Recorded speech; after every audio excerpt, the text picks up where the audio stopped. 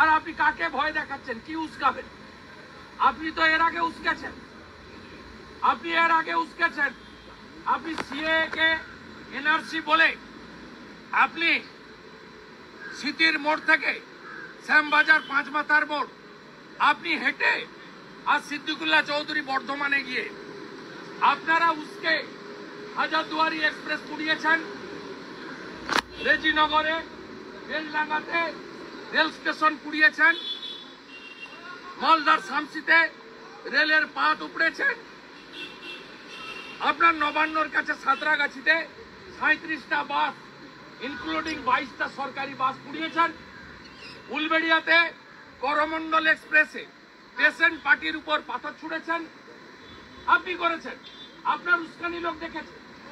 CA যখন চালু হলো 6 মার্চ 2024 রুলস ফ্রেম হলো, আপনি উস্কানি দেওয়ার চেষ্টা করেছেন, কিন্তু উস্কানিতে কোন সম্প্রদায়ের লোক ফাঁদে পা দেয়নি।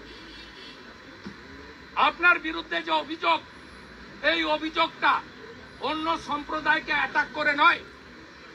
আপনি পুলিশ মন্ত্রী, আপনার পুলিশ পারমিশন দিয়েছে, আপনার সরকার 85,000 টাকা চাঁদা দিয়েছে, তারপরেও হলাকাটাতে কি করে কিছু দুষ্কৃতকারী তারা গিয়ে বলে উলুধ্বনি বন্ধ, শঙ্করধ্বনি বন্ধ, ঢাক বাজানো বন্ধ, আপনি ব্যবস্থা নেননি কেন?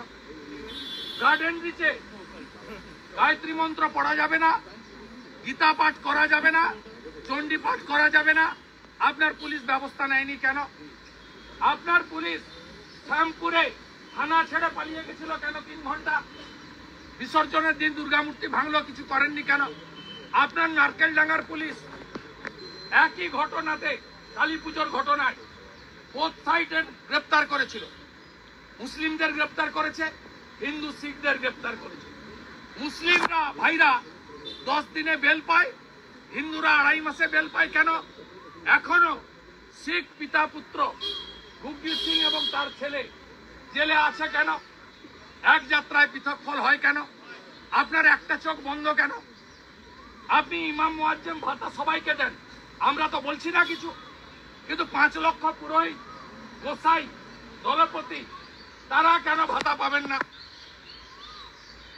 আমাদের জনজাতিদের মাঝি বাবা যারা জনজাতি সমাজের যে কাজ করেন তারা কেউ ভাতা পাবেন না কেন?